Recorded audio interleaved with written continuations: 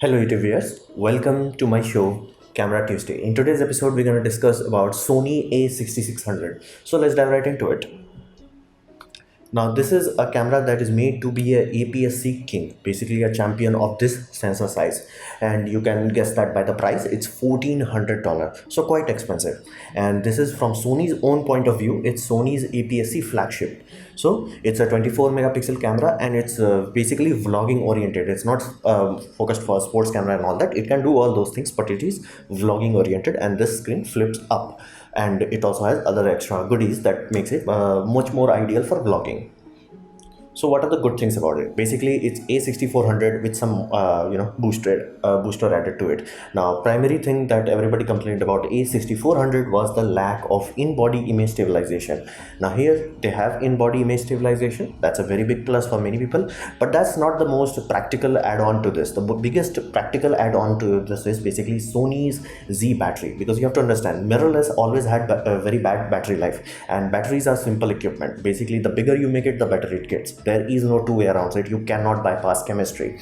So Sony finally gave in and started to build bigger batteries, and basically they announced their Sony Z battery. Now Z battery was physically bigger, so it physically holded more charge, and that turbocharged their Sony A7 Mark III. That same battery, that big full frame heavy hush to push capable battery is used in this. So this makes it very long lasting APS-C system. People are claiming they can get upwards of, and some people have actually tried it, like 2 to 3 hours of continuous recording using that battery. So that's mind boggling. To give you a certain understanding of that, think of it this way: you full charge the battery overnight, you take it on in the morning, you will have hard time draining this battery. Basically, it's that good. So that is a very big practical jump. Like, that is something that you will be like, yeah, that's good.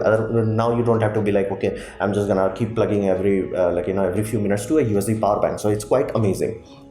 Then they added headphone jack, which was a minor complaint for many people. Is like, dude, vlogging oriented has to have headphone, otherwise person cannot monitor it. And you might be like, how the heck headphones gonna help if you are vlogging? Many times people do vlogging in multiple short clips. Basically, like, you take a clip, you check it out. Now if you have headphone during that time, during your checking out, you can properly watch it. You're like, oh, was I speaking too loudly, or the audio was good or not, or some audio issues happened. So that is a really helpful during playback.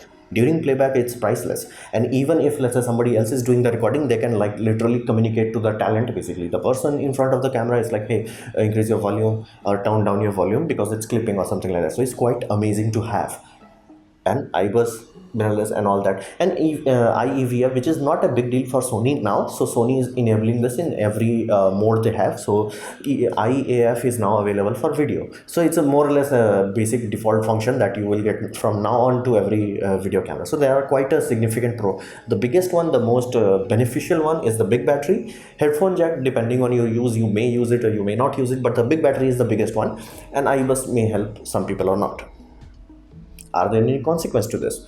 Well, yes, the biggest consequence is they are using still the same old sensor. Now this is kind of odd, given the fact that I can understand that for A6400, it's a cheap camera, it's a sub $1,000 camera. Now something that is exceeding $1,500, you're using a sensor that is like very old and has a lot of problems. Problem number one, it has a very bad rolling shutter. That means even if you are doing silent shooting of sports event, you will not get any useful result, because it will be squeak. So that is a very big problem. So not only for video, it's also problematic for silent shooting if you want to do that, which is the soft selling point of most mirrorless. So that is a very big problematic aspect. And given the context of it, the fact the sensor is so old that Sony last year sold their sensor to basically Fuji X-T3. X-T3 has better output. Basically, the actual photo that you're getting is much better, relatively speaking. Again, it's not night and day difference, and you can buy some old Sony which is not as good, but it's really frustrating for a high-end camera to use a sensor that is known to be a limited sensor. It's not a bad sensor, it's just limited. It's like, yeah, you are on a budget, you do that. It's like, okay, it's understandable for low budget, but for this, it's not acceptable to use an ancient sensor.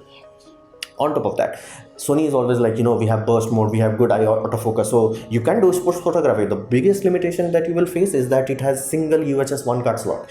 Given its cost, people may want to use it professionally, but single card slot is bad for that. On top of that, let's say you are like, hey, I don't care about dual card slot. Okay, awesome, no problem. But you will worry about that, the fact that it is UHS 1. So you can literally see all the YouTube viewers I have provided down below, or the videos. Like people take a photo, and now it's like, yeah, I'm waiting for the buffer to clear up because of that UHS 1. Now again, it's acceptable for a sub $1,000 camera, not for a almost like $1,600 camera. It is not acceptable. Canon EOS RP has UHS 2, for crying out loud. Like that makes no damn sense. Why the heck they have not introduced UHS 2? Basically, you can take a burst mode and you can wait. Like you can wait. You can, like, this is really frustrating. Like again, everything is compared to the price. So based on this price, is flat out unacceptable to have UHS 1 system. 4K 60 is still not present, and I think it's not because of the processor limit. I think it's because of the sensor limitation, and that's why they also don't have a 10-bit output or 10-bit internal recording, which, mind you, Fuji can do that right now. So that is why, like, that's what makes it overpriced. Because if it was giving the tangible advantages, like having a UHS 2, which will really make your life much more easier, having a camera does not have like this bad rolling shutter, that will actually make your life easier. Not having those things, then the question becomes, why the heck you are paying that much? You are only paying that much for IBUS. You may say, like, what about the battery? Again, Sony had the battery. It was like just a minor physical change that they had to do, and it's not like they had a bigger battery grip, so I added more features. They removed the feature. Basically, they removed the pop-up flash, which you may be like, hey, you don't need pop-up flash. Again, most of the scenario you don't, but sometimes, let's say you want to shoot in the direct sunlight behind you, having a little bit of pop-up flash is really good. And if you're like, hey, you should buy a speed light for that, again, I don't want to carry that most of the time, and you had it, like, I can get it, like, I can understand it for a pro end, but this is not a pro end. Like, they have a pro division specifically for that, pro full frames. So removing a function while making a camera body bigger, and they also removed many software little things, like specifically the panorama mode has been disabled now because Sony. So it is a very overpriced mess, basically. So the question becomes, should you buy it or not? Well, this is the most horrifying part that I have seen, because Sony slowly is learning all the bad traits that Canon had. Think of it this way: Canon as a company started to go down after 2010, and they fragmented their business. So they are like, okay, we will take care of this printing department. They wanted to extract more profit out of that. Industrial printing, more profit out of that, and they diversified. It happens whenever a company starts to go down, they diversify. So did Nikon. So Nikon and Canon both are losing a lot of money. And when I say losing a lot of money, I don't mean running in loss. Losing a lot of money in stock sense simply means you are not growing. Stock market requires you to grow, otherwise, like, you might as well be losing money. So they are going somewhere else. Like in case of Nikon, I did not, like, while I was making my robotics video, I realized, like, Nikon is a very big name in terms of rotary encoders, like it's optical thing. So again, Nikon is making boatload of money from rotary encoders. Again, Canon is also making boatload of money from other things like microscopes and other things. So they are diversifying there. Sony saw this and Sony saw an opening. It's like, hey, these companies are not taking their interchangeable lens seriously. So Sony went in all in. Like, they went all in. Like, we're gonna give you the best thing out there, so we can easily take these puppies out. So Sony went in. They did, like, at first they were trying. Now I am seeing Sony doing something that horrifies me. Sony is doing the exact worst behavior that Canon did, fragmenting their own pipeline. Basically, the older pipeline was very simple. You had 3 models, very cheap, mid-range, and high-end. That, like, APS-C will have these 3, full frame will have these 3, or full frame could have 1 extra because of the sports range requirement. So you will have this idea, and then you will have total of 6 camera. The reason you will have 6 camera is basically the last generation camera will become the cheaper version, so they will act like this. So that was like, you can buy a basic old year model or basic current model, then you can buy a mid-range old year model or current model. So that was the normal thing. That's why they had Mark 1, Mark 2, Mark 3 like that. But what Canon did once they started to lose money is like, hey, a lot of people buy APS-C camera, and never buy lenses. So they're like, let's make hundreds of APS-C system. Like, literally, right now there is more than 20 APS-C camera for a Canon system. So Sony is doing the same. Like, why the heck there is Sony a6100? A6300 is still in shelf, like still you can buy in the shops. A6500 is still in shelf, you can buy that. A66 like A6000 is still in the shelf. Like, why they are not removing their old line? And because of their naming scheme, it's getting confusing. And they're like, yeah, we have one model just here, one model just here, one model just here, one model just here, one model. It's like they are doing the exact same thing which Canon did. Like, they could have learned from Canon, like, hey, let's make a useful touchscreen, but no, they learned the worst thing from Canon. So that is scary to me. It's like, now who do I turn to? Because like Panasonic really did best of the best, everything they could, but they simply don't have anyone who can teach them how to do autofocus, because they don't make their own sensor. So that's the problem with Panasonic. Panasonic is doing everything well, it's just they just don't have autofocus system.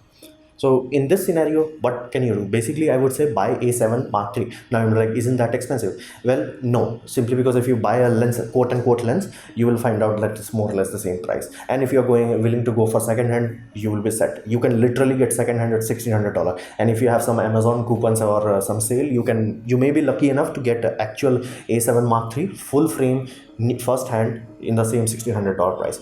Now, APS-C is not long-term investment, and it never was. Think of it this way: APS-C was always created as a compromise. By definition, it was a compromise. It was like, hey, we cannot make in early days, like, hey, we cannot make APS-C basically full-frame digital sensor for cheap enough. The sole reason why a Micro Four Third was created. But again, silicon technology went ahead so quickly that Micro Four Third now became a desktop. Like, a camera system requires like at least 30 years before enough lens is there.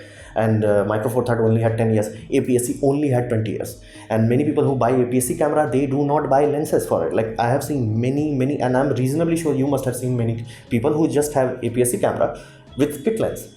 That does not make people to go out and invest in basically big bulky lenses. So flat out APS-C lenses are more expensive, even though they are of lower quality. What do I mean by lower quality? I simply means lower quality bokeh. And nobody puts best of the cutting edge in the APS-C lineup, because who's gonna buy it? So, and if you really want to make a lens that is same bokeh-licious as a full frame, you have to go to ludicrous level, like Sigma 18 to 35 f1.8. It was bigger than basically full frame lenses. So you have to understand that flat out APS-C is a long-term investment, and Canon proved it. Canon proved it by releasing Canon EOS RP. RP is $1,400. It's a full frame system.